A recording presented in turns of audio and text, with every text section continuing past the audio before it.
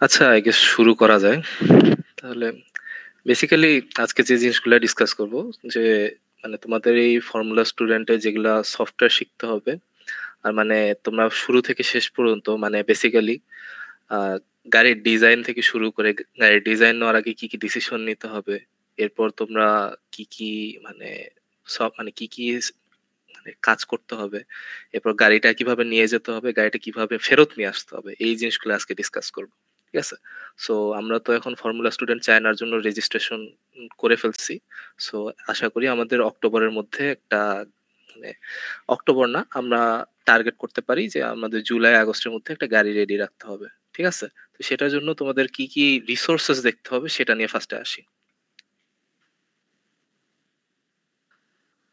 So basically তোমার formula স্টুডেন্টের জন্য ফার্স্ট অ্যান্ড মানে রেডিট হইতেছে বেস্ট রিসোর্স, কারণ এই আর স্ল্যাশ এফএসএই তে তুমি যে কোনো ধরনের প্রবলেম ফেস করবা, যে কোনো কিছু, যদি সেটা মানে বেসিক্যালি আনলেস তুমি নতুন করে মানে অন্য কোনো টিম কখনোই ফেস করে নাই এমন হওয়াটা খুবই অস্বাভাবিক। ঠিক আছে? যেমন হচ্ছে আমি যখন ছটল বডি খুঁজতেছি তখন এই রেডিটে গেলে আর স্ল্যাশ এফএসএই তে একটা থ্রেড আছে যেখানে তোমরা ইজিলি হচ্ছে এরকম এনি পার্টিকুলার টপিক খুঁজে পাবা। আর সেকেন্ডলি যে জিনিসটা দেখতে হবে সেটা হচ্ছে এফএসইউ এর রুল বুক। ফর্মুলা স্টুডেন্ট চায় না কোনো মানে ডেফিনিট রুল বুক ইউজ করে না। ওরা হইতেছে আমাদের গাড়ি মানে আমাদের জানাইতে হবে যে কোন রুল বুক আমরা কোন রুল বুকের অনুসারে আমরা গাড়িটা ডিজাইন করছি। এটা হচ্ছে ২ টাইপের হয় রুল বুক। একটা হচ্ছে এফএস জার্মানি, আরেকটা হচ্ছে এফএস ইউকে। তো আমরা এফএস ইউকে স্ট্যান্ডার্ডে আমাদের গাড়িটা বানাবো। যেহেতু আমাদের কম্বাসশন ভেহিকল, এফএস ইউকে স্ট্যান্ডার্ডে বানানো অনেক ইজিয়ার। কারণ আমাদের হচ্ছে টার্বো চার্জার এসব অনেক কিছু ঝামেলা নাই আমাদের গাড়িতে। আমরা direct naturally aspirated engine use করতেছি। আচ্ছা। এখন ধরো রেডিটে পাইলা না, এফএসইউ কে রুল বুকেও পাইলা না যে তোমার এই পার্টিকুলার একটা প্রবলেম, ধরো চ্যাসির একটা প্রবলেম বা সাসপেনশন ডিজাইনের একটা প্রবলেম। এখন তুমি কি করবা? ইনস্টাগ্রামে মানে তুমি হচ্ছে বাইরের টিমগুলোকে নক করতে পারো। যেমন আমাদের ক্ষেত্রে কিছু কিছু ডিজাইনে হচ্ছে সুইডেনের শালমার্সের টিম হেল্প করছে। কিছু কিছু ক্ষেত্রে আমাদের ইন্ডিয়ার জিটিইউ নামে একটা টিম আছে। এটা হচ্ছে গুজরাটের টিম। এরপর হচ্ছে আইআইটির কিছু টিম আছে, ওরা অনেক হেল্পফুল। তোমরা ওদের কাছে মানে বেসিক্যালি ইনস্টাগ্রামে বা এনি হাউ তুমি যদি হচ্ছে ওদের লিঙ্কডইনেও রিচ আউট করো, ওরা তোমাকে একটা সলিউশন মানে ওরা যদি ফেস করে থাকে একটা সলিউশন তোমাকে দিয়ে দিবে।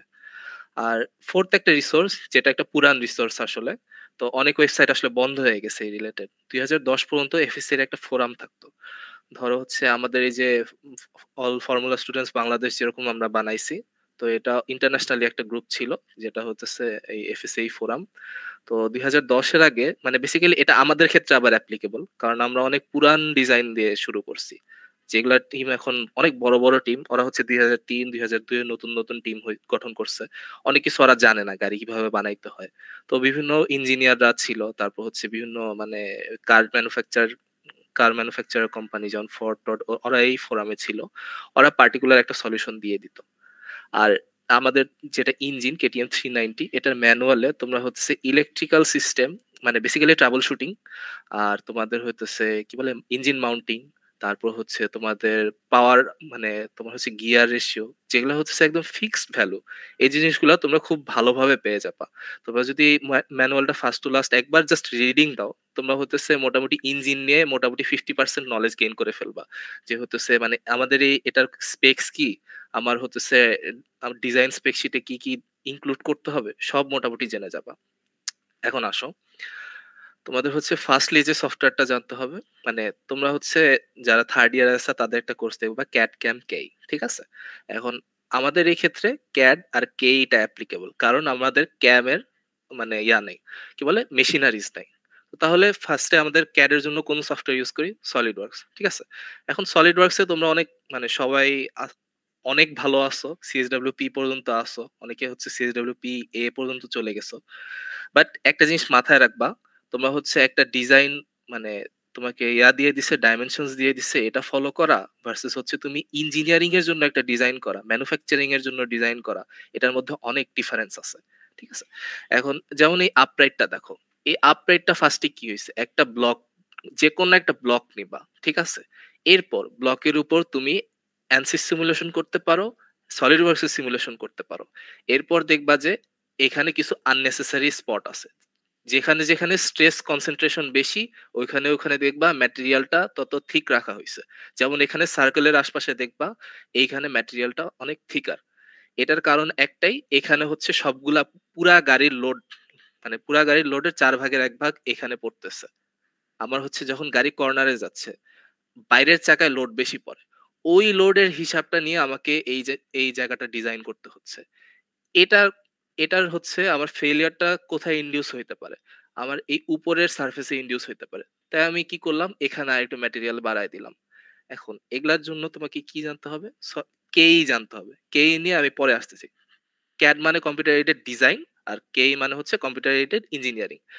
আর তোমাদের হচ্ছে যারা সলিড ওয়ার্কস ভয় পাও কিন্তু মানে গাড়ির কাজ করতে ইন্টারেস্টেড, তারা বেসিক্যালি এরকম একটা কমপ্লেক্স ডিজাইনে আস্তে আস্তে কমফোর্টেবল হয়ে যাও। কারণ তোমাদের হচ্ছে যখন প্রোডাকশন লাইনে যাবা, যেমন হতেছে ইভান কারেন্টলি বিভিন্ন জায়গায় হতেছে, মানে ইভান আর জানি এরা হতেছে আউটসোর্সিং করে যারা, তো তারা হচ্ছে এরকম ইয়ামাহার বিভিন্ন পার্টস ডিজাইন করতে পারে।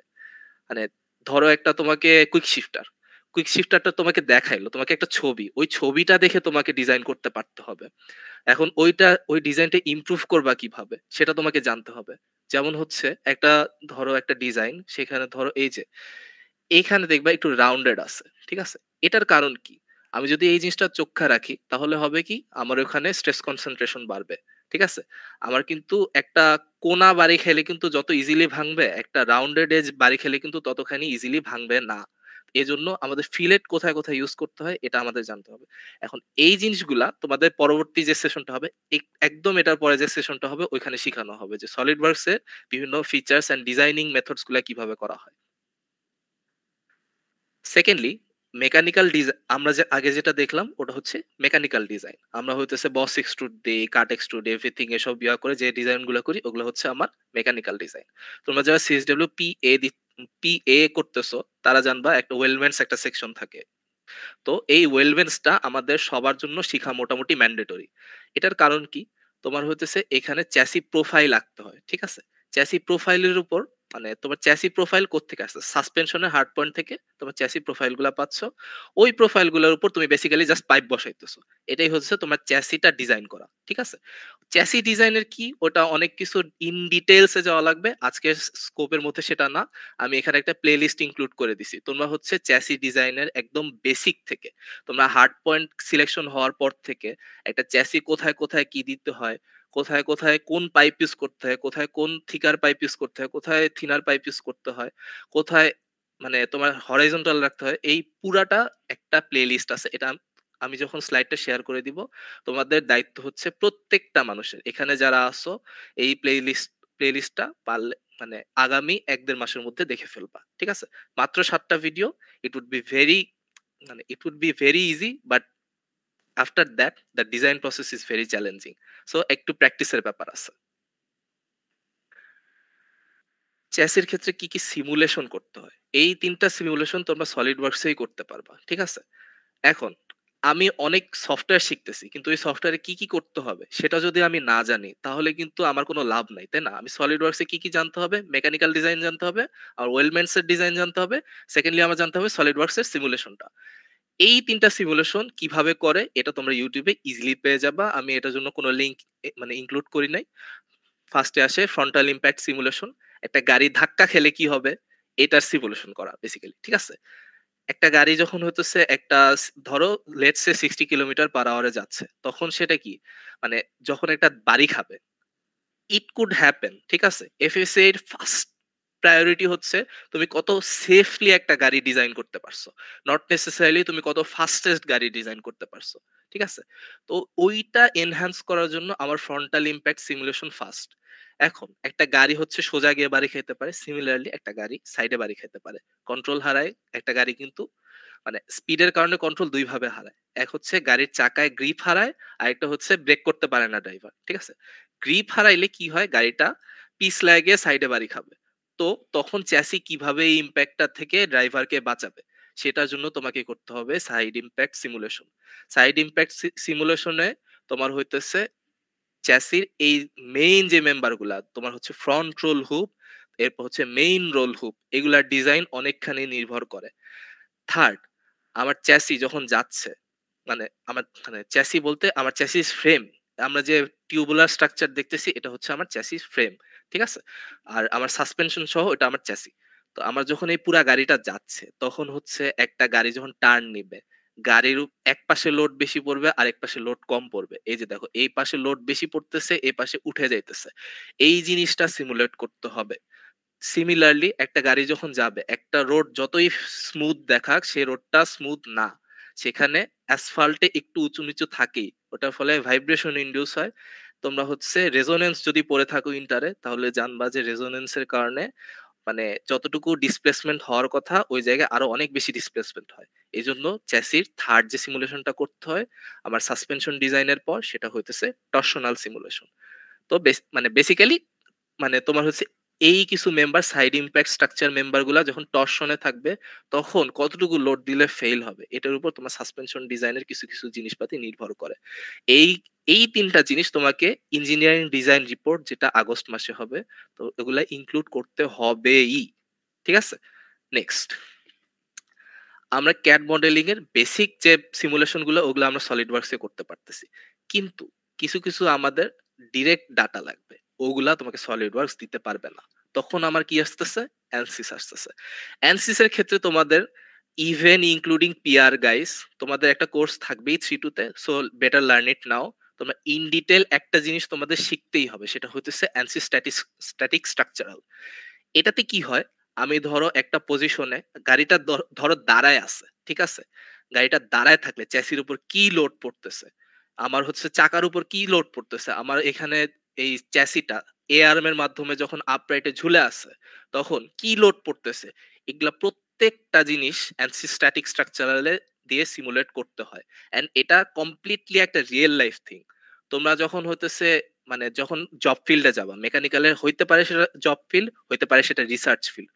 তোমরা হচ্ছে যখন একটা একটা জিনিসের ফেইলিওর মানে ফেইলিওর বলতে বেসিক্যালি ক্র্যাকটা হওয়া, এটার আগ পর্যন্ত সেটা কতখানি লোড নিতে পারবে এই পুরা জিনিসটা আমরা বের বের করে দেয় অ্যানসি স্ট্যাটিক স্ট্রাকচারাল।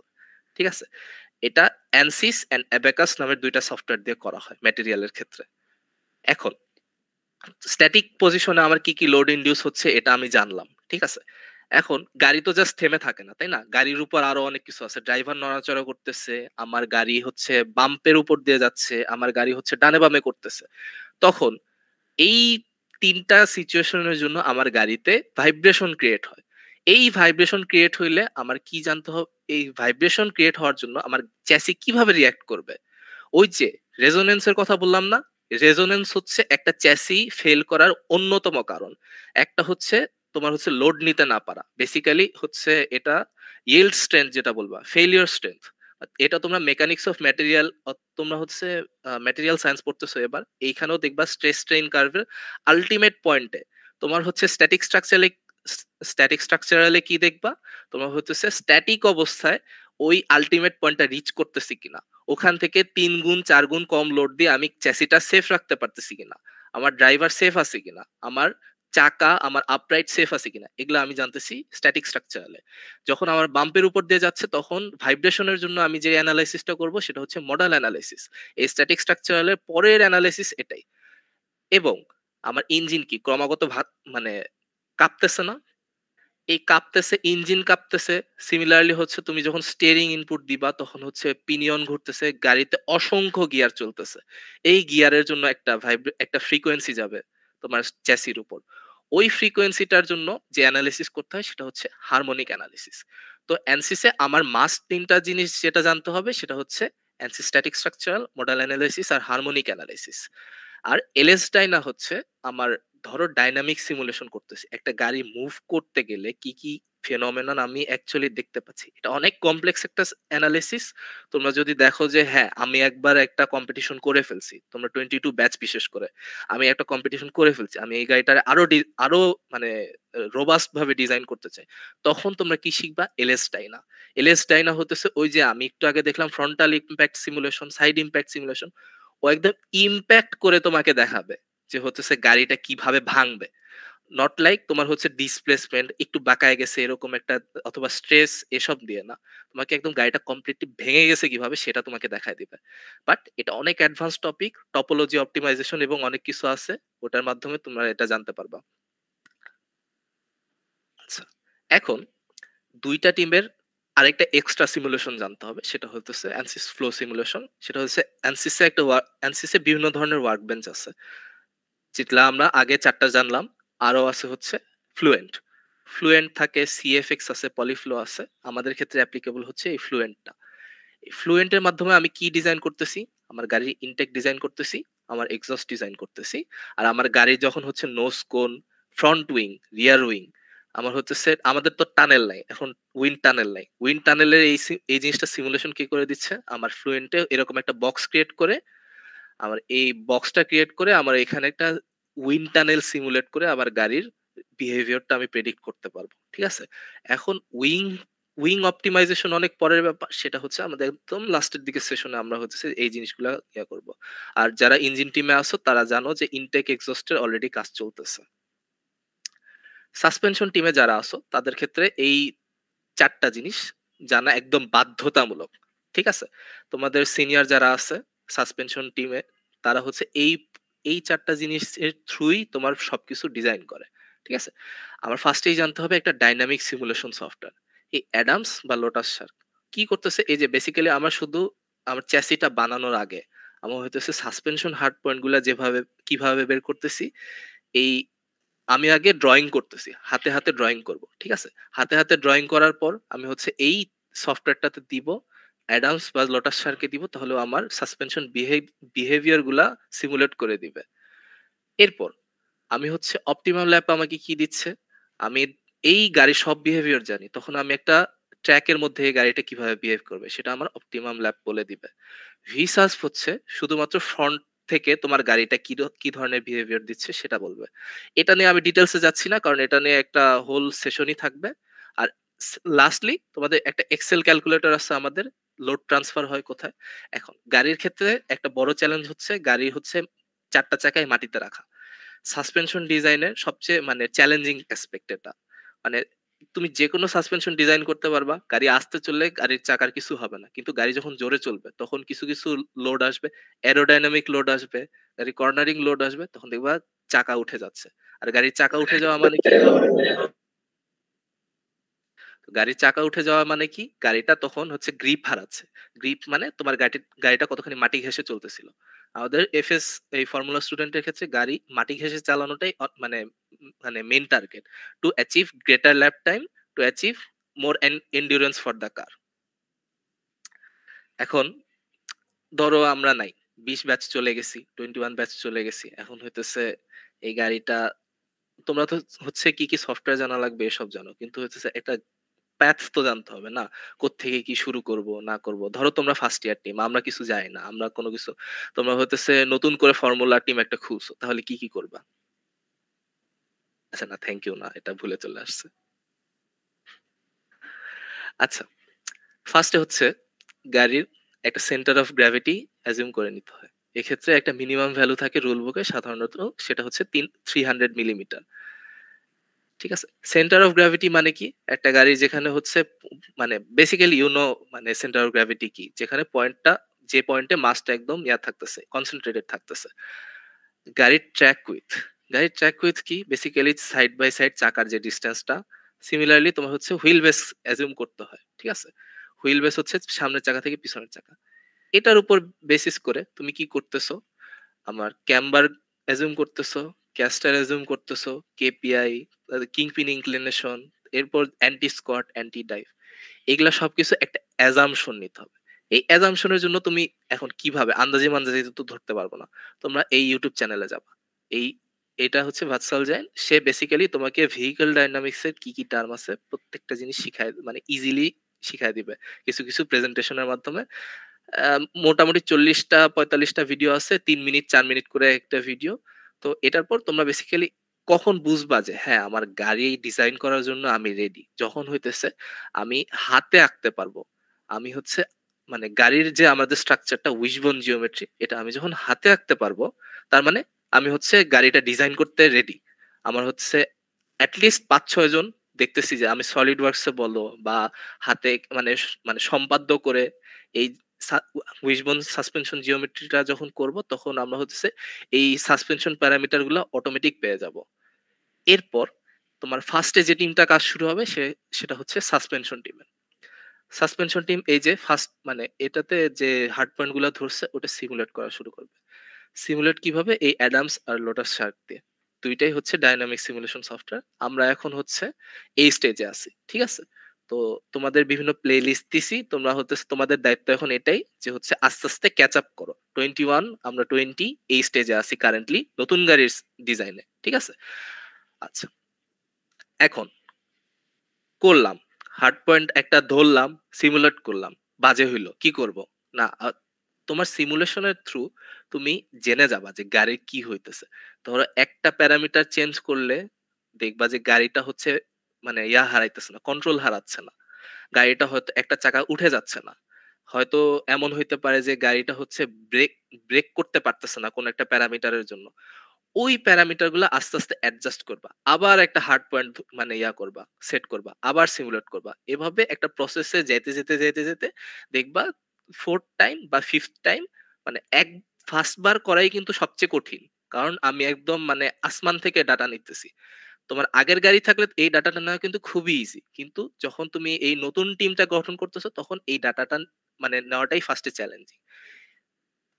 বিশেষ করে আমাদের চাকাটা যেহেতু 13 ইঞ্চ, এটাতে আরো বেশি চ্যালেঞ্জিং হয়ে যায় কারণ maximum FS team 10 inch team use করে। বাট আস্তে আস্তে দেখবা যে থার্ড আইটারেশনে যখন যাবা জিনিসটা মানে ধরো ফার্স্ট আইটারেশন করতে লাগবে তোমার 2 সপ্তাহ 3 সপ্তাহ বা ইভেন 1 মাস লেগে যেতে পারে। সেকেন্ড আইটারেশন লাগবে দেখবা 1 সপ্তাহ, থার্ড আর ফোর্থ দেখবা যে 1 সপ্তাহে হয়ে গেছে। এরপর তোমার একটা হার্ড পয়েন্ট সিলেক্ট হলো। হার্ড পয়েন্ট কি? আমার গাড়ির এ আর্মস মানে আমার চ্যাসির কোথায় লাগবে, এটা চাকায় কোথায় লাগবে, এই জিনিসগুলা আমি পেয়ে গেলাম। আমার চাকাটা মানে আমার চাকার মানে কতটুকু হেলে থাকবে, এরপর আমার চাকাটাতে ওই যে বল জয়েন্ট গুলা কোথায় কোথায় থাকবে, এই জিনিসগুলা পেয়ে গেলে আমার সাসপেনশন ডিজাইন মোটামুটি কমপ্লিট। এখন এই কাজটা হচ্ছে তখন হইতেছে আরেকটা টিম অ্যাক্টিভ থাকতে হবে, সেটা হইতেছে আমাদের operations team. Basically PR and operations একসাথেই ধরে নিতেছি। তো তোমাদের দায়িত্বটা কি? আমরা যখন থাকবো না তখন তোমাদের দায়িত্বটা হবে আমার রেজিস্ট্রেশনটা ঠিক মতো হয়েছে কিনা। ফর্মুলা স্টুডেন্টের রেজিস্ট্রেশন অনেক চ্যালেঞ্জিং একটা ব্যাপার কিন্তু। কারণ তোমার হচ্ছে একটা টিম যখন গেল, সে কি গাড়ি নিয়ে যেতে পারবে কিনা এগুলা তাদের অ্যাসিওর করতে হয়। ঠিক আছে? তো কিছু কিছু কিছু ক্ষেত্রে কম্পিটিশনের রেজিস্ট্রেশন ফি আছে। লাকিলি ফর্মুলা চায়নার ক্ষেত্রে আমাদের এই রেজিস্ট্রেশন ফিটা ছিল না। এবং আমি রেজিস্ট্রেশন করার পরেই শেষ না। আমার কিছু ইনিশিয়াল ডকুমেন্ট সাবমিট করতে হয়। এটার মধ্যে আছে এসিএস, এটার মধ্যে আছে ইমপ্যাক্ট অ্যাটেনিউয়েটর। আমার গাড়ির সামনে আমার হচ্ছে ফার্স্ট যে অবজেক্টটা থাকে যেটা আমার ইমপ্যাক্টটা নিবে, ওইটা আমরা কিনছি কিনা, ওইটার ডাটাটা কালেক্ট করছি কিনা, আমরা ওইটা নিয়ে ডিজাইন করতে পারতেছি কিনা, এটা ওরা আগে এনশিওর করবে। ঠিক আছে? ওইটা যখন তুমি ওদের বলতে পারবা যে হ্যাঁ আমি আমার গাড়ি ডিজাইনের আগে এরকম একটা বানাইছি বা করছি, আমার ড্রাইভার মরবে না, তারপর ওরা তোমারে হতেছে পরের স্টেজ গুলাতে যেতে দিবে। এই ইম্প্যাক্ট অ্যাটেনিউয়েটর ডিজাইন রিপোর্ট করতে হয়। এসিএস হচ্ছে আমার যে চ্যাসি, নেক্সট যে জিনিসটা থাকে সেটা হচ্ছে আমার চ্যাসি।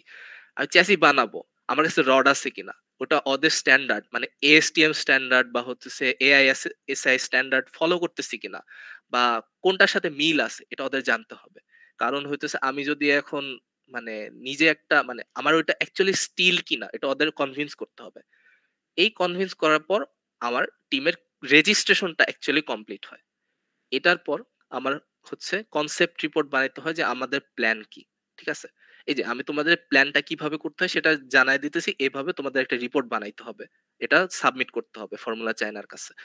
এরপর লাস্টের দিকে থাকে কি, আমি গাড়ি বানানো শেষ, এখন আমি ওটার একটা গাড়ির একটা রিপোর্ট বানাচ্ছি যে আমি হ্যাঁ আমি ইনটেক এভাবে ডিজাইন করছি, আমি সাসপেনশন এভাবে ডিজাইন করছি, আমি হচ্ছে এই কি বলে ডিফারেন্সিয়াল এভাবে ডিজাইন করছি, আমি এই চাকা সিলেক্ট করছি এবং কেন করছি প্রত্যেকটার নিউমেরিক্যাল ভ্যালু দিয়ে জাস্টিফাই করতে হয়। ঠিক আছে? এই জিনিসটা সাবমিশন কিভাবে হচ্ছে, ডক রেডি হচ্ছে কিনা, ডেডলাইন কবে, এই জিনিসটা কে এনশিওর করবে? আমার অপারেশনস টিম এনশিওর করবে। অপারেশনস টিম বেসিক্যালি তোমার সবাইকে ঠেলবে একটা কাজ, মানে ইন আ ওয়ার্ড আর কি। এখন অপারেশনস টিম এন্ড পিআর টিমের এটা আসলে সেকেন্ডারি কাজ। ঠিক আছে? মানে মানে আমি যেটা করতেছি এটা আমার প্রাইমারি কাজ, কারণ কম্পিটিশন না করতে পারলে তো আমার টিমই অস্তিত্ব থাকবে না। সেকেন্ডারি কি কাজ করতে হবে? আমার হচ্ছে টাকা আসতেছে কিনা। গাড়ি বানাইতে কি লাগবে? টাকা লাগবে। এই টাকার মানে অলওয়েজ চেষ্টা করবা যখন হচ্ছে একটা বড় খরচ আসবে, ধরো আমার এই ইঞ্জিন নষ্ট হয়ে গেছে। ঠিক আছে? আমার ইঞ্জিন একদম অকেজো হয়ে গেছে। আরেকটা নতুন ইঞ্জিন কেনা লাগবে। আর ২ মাস পরে একটা ইঞ্জিন কেনা লাগবে।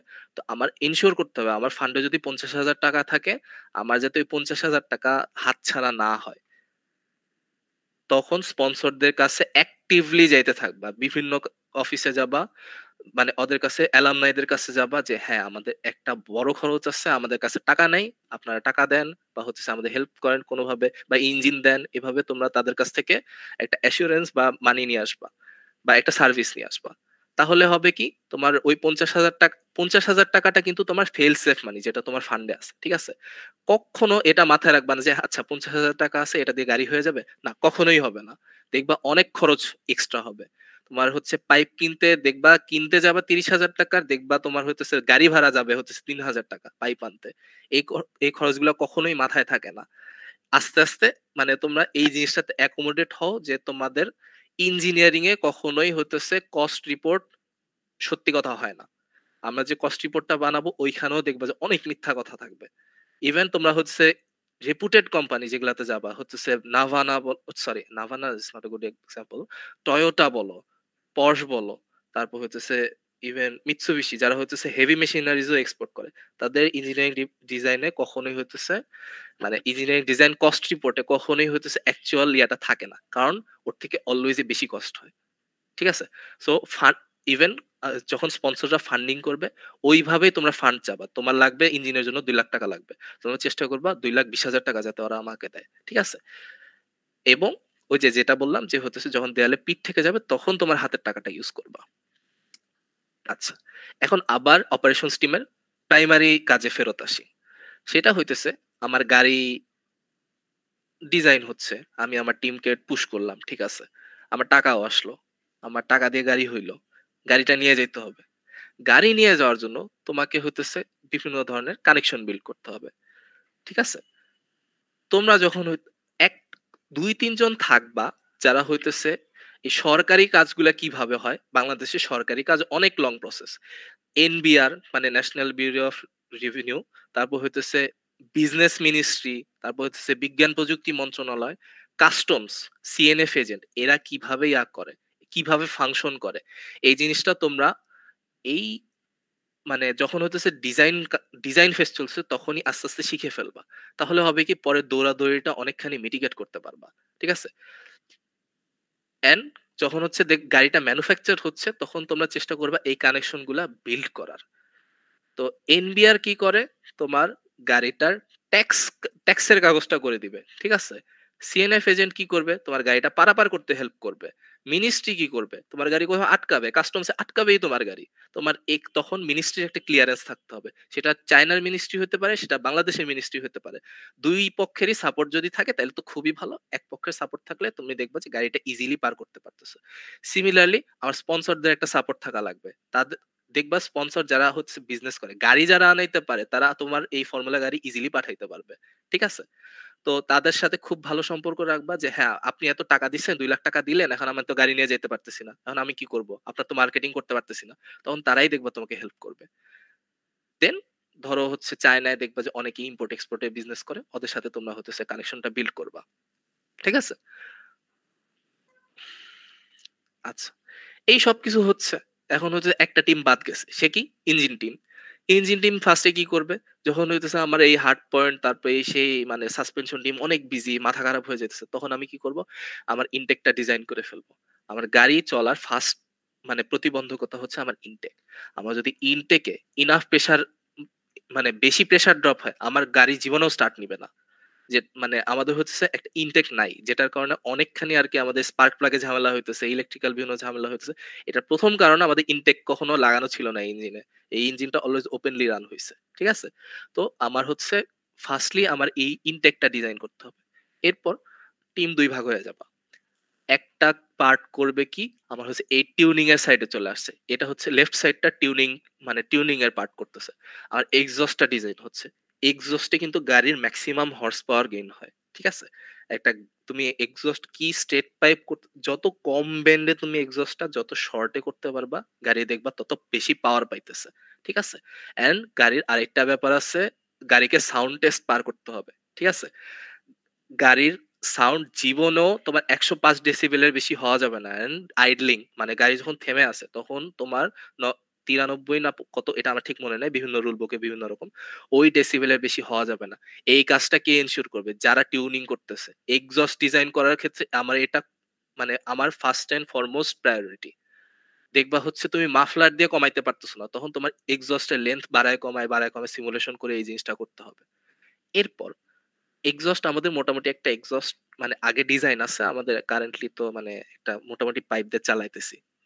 এখন এক্সহস্ট ডিজাইনের পর কি করবা? তোমরা গাড়ির সব ইলেকট্রিক্যাল ইস্যু সলভ করবা। দেখবা একটা সেন্সর নষ্ট হয়ে যাবে। যেমন আমাদের হচ্ছে কিক স্ট্যান্ড সেন্সর নাই বলে আমাদের গাড়িটা হচ্ছে গিয়ার পড়তেছে না। এরকম ইস্যুস গুলা তোমরা হতেছে সলভ করবা এই টিউনিং টিমটা।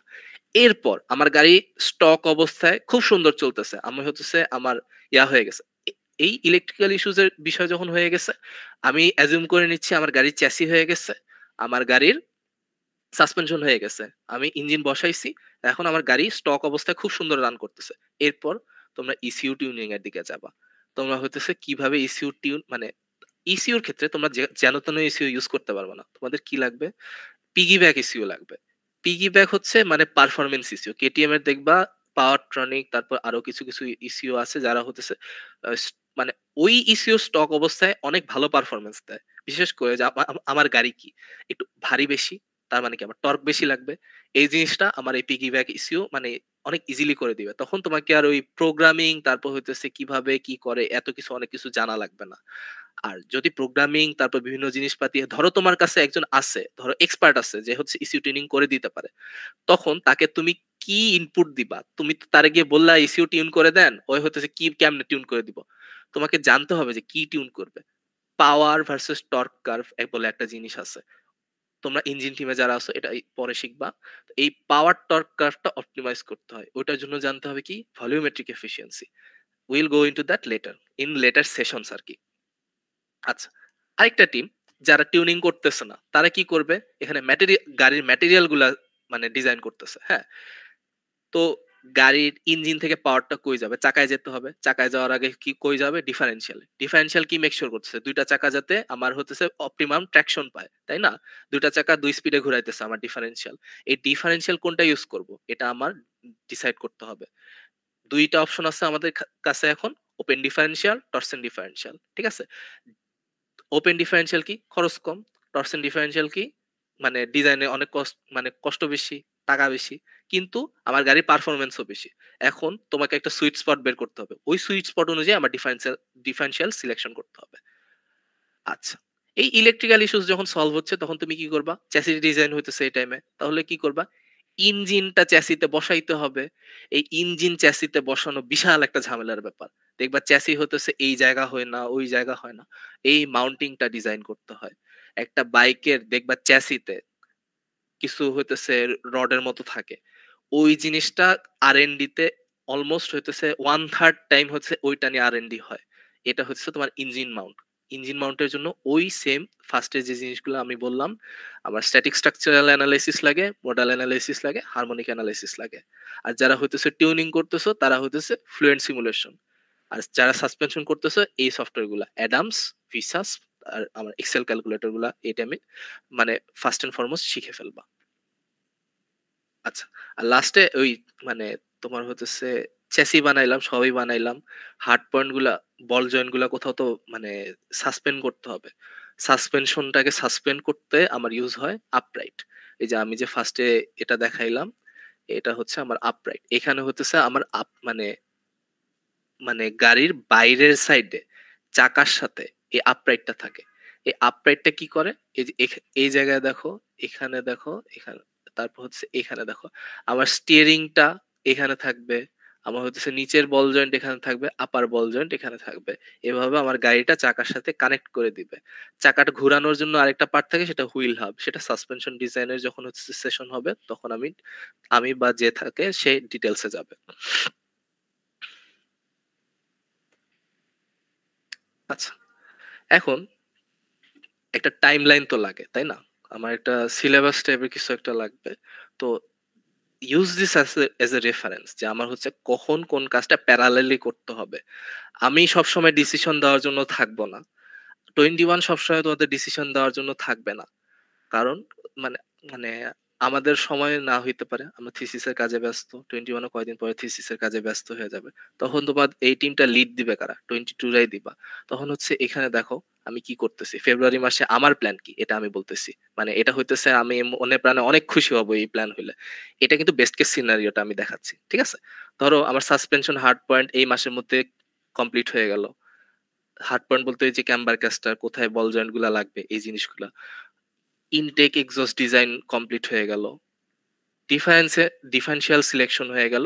আর আমার স্টিয়ারিং সেটআপটা কিভাবে হবে এটা আমার হয়ে গেল। মানে আমার হতেছে হার্ড পয়েন্ট হলে আমার স্টিয়ারিং সেটআপটা খুবই ইজিলি বের হয়ে যাবে। ওইটা কোনো ব্যাপারই না।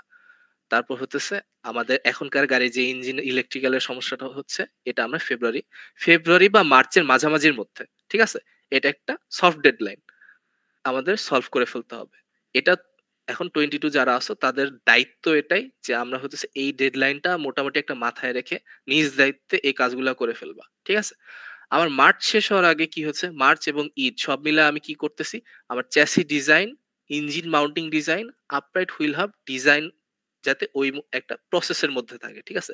চ্যাসি হয়তো ফাইনালাইজ ডিজাইন হবে না, হয়তো আমার ইঞ্জিন মাউন্টের ফাইনালাইজ ডিজাইন হবে না, কিন্তু আমি একটা মোটামুটি আইডিয়া আছে যে আমি ইঞ্জিনিয়ারিং ডিজাইন আর যদি এটা নিয়ে কোনো কাজও না হয়, ধরো আমার সময় নেই, একটা মানে এই ডিজাইনটা দিয়ে চালায় ফেলাইতে পারবো, ওরকম একটা ডিজাইন রেডি হইতে হবে। ঠিক আছে? এপ্রিলে কি করব? আমার ফাইনালস চলতেছে। আমার ফাইনালস শেষ হয়ে গেছে। তখন আমি কি করব?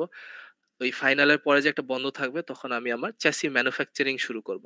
চ্যাসির সাথে চাকা লাগার জন্য এ আর্ম এর পর হচ্ছে আমার এই এ আর্ম গুলা চাকার মধ্যে লাগার জন্য আপরাইটার হুইল হাব। বেসিক্যালি তোমার একটা গাড়ির স্ট্রাকচারটা বিল্ড করতেছি। ওই স্ট্রাকচারটা ম্যানুফ্যাকচার এপ্রিলের মধ্যে হয়ে যেতে হবে। এরপর আমার স্ট্রাকচারটা হয়ে গেছে। গাড়ি চলার আগে কি করতে হবে? গাড়ি ধাক্কা দিলেও চলবে। কিন্তু গাড়ির ব্রেক সিস্টেম লাগবে। ঠিক আছে? গাড়িটা মানে তুমি পুশ করে চালাতে পারবা কিন্তু তোমাকে কিন্তু একটা সিস্টেম রাখতে হবে যেটাতে গাড়িটা ব্রেক করতে পারবে। ঠিক আছে? এই ব্রেকিং সিস্টেমের কিছু ক্যালকুলেশন থাকে। আমার হচ্ছে পেডালে কতটুকু ফোর্স দিতে হবে। আমার মাস্টার সিলিন্ডার কি হবে। আমার হচ্ছে কি পাইপ সিলেক্ট করতে হবে। আমার হচ্ছে ব্রেক ক্যালিপার্স এ ফ্লুইডটা ওই মাস্টার সিলিন্ডার থেকে পাঠাইতে। এই জিনিসগুলা আমার মে মাসে। এটা একটা লাস্টের দিকের ডিজাইন। ঠিক আছে? আমার পেডাল গুলা কিরকম ভাবে ডিজাইন করতে হবে। যেমন আমাদের এবার পেডাল ডিজাইনটা কিন্তু আমরা সময় পাইনি। ফলে কি হয়েছে? আমার ব্রেক পেডাল খুব শক্ত। আমার হচ্ছে থ্রটল পেডাল খুব অতিরিক্ত নরম। ঠিক আছে? আবার ক্লাচ পেডাল ঠিক মতো কাজ করে না। মানে আমাদের এখানে গাফিলতিটা হইছে কি পেডাল ডিজাইনে। নাইলে আমরা হচ্ছে ইঞ্জিনে হচ্ছে ধরো হাতে ধরে যে জিনিসগুলা করতে হচ্ছে এগুলো আমরা পায়ে দিয়েই করতে পারতাম। এখন তোমাদের দায়িত্ব কি আমাদের এই গাড়ি তো আমরা কোথাও নিয়ে যাচ্ছি মানে আমাদের টার্গেট না কোথাও নিয়ে যাওয়ার। সেক্ষেত্রে আমি কি করতেছি তোমরা এই পেডাল ডিজাইনটা মানে কনকারেন্টলি করতে পারবা। এখনই শুরু করে দিতে পারো। এই ফেব্রুয়ারি মাস থেকে মে মাসে যাতে একটা সুন্দর পেডাল ডিজাইন থাকে। আর ইঞ্জিনটা আমি হচ্ছে ইঞ্জিন মাউন্ট গুলা বানাইছি। তাহলে আমার ইঞ্জিনটা আমার চ্যাসিতে একদম পার্মানেন্টলি ফিক্স করে দিছি। অনেক সময় মানে চ্যাসি থেকে মানে রিমুভেবল অবস্থায় থাকে না। কিছু মানে অনেক সাসপেনশনের মাধ্যমে মানে অনেকগুলা মেম্বার-টেম্বার দিয়ে আটকায় ফেলছি আমার ইঞ্জিন। যে আমার ইঞ্জিন আর খোলা লাগবে না কম্পিটিশনে যাওয়ার আগে। ইঞ্জিন লাগাইলাম, চাকার সাথে আপরাইট, এ আর্ম সবকিছু লাগছে। এখন আমি কি করব? আমার এই চ্যাসিটাকে হাত দিয়ে তো কয়দিন ঠেলবো? আমার ইঞ্জিন দিয়ে পাওয়ার দিতে হবে। ডিফারেনশিয়ালটাকে মাউন্ট করে দিবা। তারপর হুইল হাব অ্যাসেম্বলি মানে হচ্ছে আপরাইট, তারপর হইতেছে পাওয়ার দেওয়ার জন্য শাফট, হাফ শাফট যেটা। ডিফারেনশিয়াল থেকে কই যায়? হাফ শাফটে পাওয়া যায়। হাফ শাফটের সাথে হুইল হাব লাগে। হুইল হাবের সাথে চাকার আপরাইট লাগে। এই সবকিছু হয়ে গেছে। মানে আমাদের গাড়িটা এখন যে সিচুয়েশন আছে এটা আমরা হচ্ছে আবার জুন জুলাই এর মধ্যে অ্যাচিভ করার চেষ্টা করব। এটা জুনে কখন আমি জানি এটা কখনোই পসিবল না। মানে তোমরা ৬ মাসের মধ্যে এই কাজটা শেষ করবা। কিন্তু আমাদের এই ডেডলাইন ধরে কাজ আগাইলে হবে কি জুন ধরলে আমার জুলাইয়ের মধ্যে কাজ শেষ হবে। ঠিক আছে? কেন আমি জুলাইয়ের মধ্যে কাজ শেষ করার উপর এমফাসিস করতেছি? এটার কারণ হইতেছে আমার আগস্টে আমার অ্যারোডাইনামিক ডিজাইন গুলা করতে হবে। আমার হইতেছে গাড়ির সামনে ঢাকার জন্য নোজ কোন ডিজাইন অপটিমাইজ করতে হবে। আর ওই যে আমি যে গাড়ি বানাইছি এটার ওরা ছবি চাবে। যে হ্যাঁ, তুমি গাড়ি বানাইছো এখন তো গাড়ির ছবি দেখাও। তোমার মানে গাড়ি চলতেছে এটা দেখাও। ওই গাড়ি চলতেছে এটা আমাদের video and engineering design report এবং কস্ট কতখানি হইছে। আমাদের এই সেশনে ২০২৫ সেশনে আমি কি করলাম, কতখানি আমার টাকা খরচ হইল। এই যে ওই যে আমি যেটা বলতেছিলাম যে হচ্ছে সেফটি এবং হচ্ছে পারফরম্যান্স আরেকটা জিনিস থাকে তোমার ইকোনমিক অ্যানালাইসিস। ঠিক আছে? তুমি কত কম খরচে গাড়ি বানাইতে পারতেছো। ইউজুয়ালি বাংলাদেশি যে টিমগুলা যায় এখানে অলমোস্ট ফুল মার্কস পায়। কারণ আমরা অনেক কম খরচে ধরো হইতেছে কামলা-কুমলা দিয়ে গাড়ি বানায় ফেলাইতে পারি। কামলা, আরএফএল এর পাইপ এগুলা দিয়ে আমরা হইতেছে বানায় ফেলি। সো এই জিনিসগুলা আমার কিন্তু সবকিছু রেডি থাকতে হবে। যে হ্যাঁ, আমি এই কম্পোনেন্টস ইউজ করছি। আমার কেন করছি, কত টাকা খরচ হইছে, এই জিনিসগুলা আমার আগস্টের দিকে করতে হবে। এটা না এটাই হইতেছে আমার মানে স্ট্যাটিক স্টেজের ফার্স্ট পার্ট। ঠিক আছে? ওই যে স্ট্যাটিক ইভেন্ট আমরা বলি না? যে গাড়ির হতেছে টেকনিক্যাল ইন্সপেকশন হবে এই সেই। এটার আগে এই ১৫০ মার্ক আমাদের কনফার্ম করতে হবে। ১৫০ মার্কের মধ্যে আমরা ফর্মুলা ইম্পেরিয়ালে প্রায় ১৪০ এর মতো মার্ক পাইছি। ঠিক আছে? তো ফর্মুলা চায়নাতে আরেকটু হয়তো স্ট্রিক্ট হবে। তোমরা মানে still we aim for higher. We aim for 150 ঠিক আছে? অ্যান্ড সেটা এনশিওর করতে হবে তোমাদেরই। এখানে আমাদের 4th ইয়ারের কোনো কাজ নাই। কারণ আমরা ততদিনে হয়তো বের হয়ে যাওয়ার মতো পর্যায়ে থাকবো। ঠিক আছে? এটার দায়িত্ব 21 এবং 22 এর। ওইখানে ফুল মার্কস পাওয়া। অ্যান্ড এখানে যদি ফুল মার্কস পাও, তোমার হচ্ছে ডাইনামিক ইভেন্টে যদি গাড়ি নাও নামতে পারে, স্টিল তুমি মোটামুটি একটা টপ পজিশন পেয়ে যাবা। ঠিক আছে? তোমার হচ্ছে ৯০০ মার্কের মধ্যে ১৫০ মার্ক এখানে। বেসিক্যালি এটা অ্যাটেন্ডেন্স টাইপের। যে হ্যাঁ, তুমি রেগুলারলি গাড়ির উপর কাজ করছো। তুমি সবগুলো সাবমিশন দিতে পারছো। এরপর আগস্টে হইল। আমার গাড়ি রেডি, সব রেডি। হইতেছে সবাই মজা করে চালাইতেছি। এরপর আমার সেপ্টেম্বরে গাড়িটা পাঠায় দিতে হবে। শিপে করে হইতে পারে, প্লেনে করে হইতে পারে। তো তোমরা হচ্ছে এই যে কানেকশনস গুলা বিল্ড করছো, ওদের থ্রু গাড়িটা পাঠায় দিতে হবে। এবং অপারেশনস টিমের একটা চ্যালেঞ্জ থাকবে হচ্ছে এই গাড়িটা পার করার জন্য টাকা জোগাড় করা। ওইটা তখন তোমরা স্পন্সরদের ইমোশনালি ব্ল্যাকমেইল করে হোক, যেমনি হোক, বড় ভাইদের ব্ল্যাকমেইল করে হোক টাকাটা জোগাড় করবা। আচ্ছা। আবার আমি একটু অপারেশনস টিমের কারণ মানে বেসিক্যালি হচ্ছে মানে ব্যাকবোন হিসাবে কাজ করতেছে ওরা। তো ফেজ 1 এ আমার যখন এই ডিজাইন হইতেছে তখন কি করবে পিআর টিম আমার স্পন্সরদের ধরতেছে। অপারেশনস টিম আমার হতেছে এই গাড়ি পার করতে হয় কিভাবে? কোন প্রসেসের থ্রু যেতে হয় সেগুলা জানতেছে। আর যেগুলা অফিসের কথা বলছি তোমার এই স্লাইডেই থাকবে সবকিছু। ওগুলার সাথে কানেকশন বিল্ড হয়ে গেছে। আর তুমি কতখানি বাজেট বানাইছো। ওই যে ইকোনমিক এনালাইসিস গুলা দেখাইতে হবে যে ওখানে তুমি বাজেট গুলা কিভাবে দেখাবা। তোমার গাড়ির কস্ট গুলা কিভাবে মিনিমাইজ করবা। কাকে মার্কেট অ্যানালাইসিস এ ইয়া করবা। মানে মানে অ্যাপয়েন্ট করবা। এই জিনিসগুলা তোমরা ফেজ 1 এ করে ফেলবা। ফেজ 2 তে কি করবা? ভিসা ফেজ 2 বলতে মানে ফেজ 1 বলতে মানে এই যে এখানে ফেজ 1 জুলাইয়ের আগে এই কাজগুলা করতে হবে। জুলাইয়ের পর কি হচ্ছে? তোমার হচ্ছে ভিসা করে ফেলবা সবার। জুলাই আগস্টের মধ্যে আগস্টে actually July is too early. তোমরা আগস্টে হচ্ছে তোমাদের কনফারেন্স ভিসাটা কালেক্ট করে ফেলবা। কনফারেন্স ভিসা যদি কারো না হয় তোমরা গাড়ি নিয়ে যেতে পারবা না। তোমরা টুরিস্ট ভিসায় মানে অ্যাজ এ টিম মেম্বার যেতে পারবা কিন্তু তোমার ওই অথরিটিটা নাই যে তুমি গাড়িটা ট্রান্সফার করতে পারবা। ঠিক আছে? এখন ভিসা যখন হইতেছে তখন তুমি কি করবা? তুমি এই এজেন্সি সবকিছুর সাথে কনট্যাক্ট করলা। শিপমেন্ট কস্ট এভরিথিং তুমি বের করে ফেলবা। এ যাই হোক টাকা পয়সার কথা তো বারবার বলতেছি। গাড়ি এখন ধরো পার করতে পারতেছো না। কি করব? একেবারেই যদি দেয়ালে পিঠ থেকে যায়, আমরা শুধু স্ট্যাটিক ইভেন্ট করে আসবো। আমার গাড়ির ইডিআর সাবমিশন হইছে, ওটার প্রেজেন্টেশন সামনে আমি হচ্ছে গাড়ির ডিজাইন কি এগুলা আমাকে সামনাসামনি জিজ্ঞাসা করবে। মানে পুরা টিমকে ভাইবার মতো জিজ্ঞাসা করবে। অ্যান্ড কিছু টেস্ট আমাদের করা পসিবল হবে না, আই নো। মানে ওই যে যেমন টিল্ট টেস্ট, সাউন্ড টেস্ট এগুলা করা যাবে না। কিন্তু আমরা একটা পয়েন্ট নিয়ে ফেরত আসতে পারবো। হয়তো আমরা ৭০ জনের মধ্যে হয়তো ৭০ তম হব না। ঠিক আছে? তখন আমরা হয়তো ৩০ তম হব, ৩২ তম হব। কারণ লেটস ফেস ইট মানে তুমি যত উন্নত রাষ্ট্র থেকেই আসো তোমার লিগ্যাল ইস্যুস থাকবেই। আর বাংলাদেশের লিগ্যাল ইস্যুস এর কি বাজে অবস্থা এটা তোমরা জানো। তো এই ক্ষেত্রে তোমরা হোপ হারাবা না। তখন হচ্ছে জাস্ট পরের কম্পিটিশনটা টার্গেট করে ফেলবা। কারণ তোমার হচ্ছে এই যে পার করা যে কস্টিং গুলা সেগুলা কিন্তু তুমি কালেক্ট করে ফেলতেছো। তোমার জাস্ট ইডিআর রেডি, সিআরএমআর রেডি। তোমার কিন্তু কোনো ডকুমেন্টের কাজ করতেছে না। তোমরা জাস্ট চিল করবা আর পরে কম্পিটিশনটা ইয়া করার চেষ্টা করবা। এখন বেস্ট কেস সিনারিও গাড়ি পৌঁছাইলো। সবগুলা ডাইনামিক ইভেন্ট মানে তোমার হচ্ছে সবগুলা হচ্ছে টেকনিক্যাল ইন্সপেকশন পার করলো। মেকানিক্যাল ইন্সপেকশন পার করলো। গাড়ি আমার 60 ডিগ্রিতে হেলায় দিল। আমার কোনো তেল লিক হইল না। আমার গাড়ির সব কম্পোনেন্টস ঠিক আছে। এরপর হচ্ছে আমার সাউন্ডও পার করছে। তখন গাড়ির কি, কি অপটিমাইজ করতে হয় এই জিনিসগুলা তখন এই ১০ দিনে বের করে ফেলবা। আপরাইট মডিফাই করতে হয়, বিভিন্ন কি, কি করতে হয় এগুলা জিনিস তোমাদের বের করে ফেলতে হবে। এটা টেকনিক্যাল টিমের কাজ। আর গাড়ি নিয়ে গেলা, ঠিক আছে? এ আমি ধরে নিই আমি কম্পিটিশনে আছি। গাড়ি নিয়ে গেলা। গাড়ি ফেরত আনতে হবে। গাড়ি ফেরত আনার জন্য ওই যে তুমি আগে যে গাড়ির পেপার গুলা করবা, আইওটির থেকে পেপার করবা, এনবিআর এর থেকে পেপার করবা, সিসিআই এর থেকে পেপার করবা। এই পেপার গুলা যাতে সবগুলা একটার সাথে আরেকটা ম্যাচ করে। অ্যান্ড তোমরা হচ্ছে কম্পিটিশনের যারা অ্যারেঞ্জমেন্ট এর দায়িত্বে আছে, তারা সবাই যাতে এই ক্ষেত্রে হেল্পফুল হইতেছে কিনা এটা মেক সিওর করবা। না হলে তুমি গাড়ি ফেরত আনতে পারবা না। বাংলাদেশে একটা টিমও এখনো গাড়ি ফেরত আনতে পারে নাই। কারণ তারা হইতেছে বাঙালির নরমাল স্বভাব যেটা হচ্ছে ফরজারি।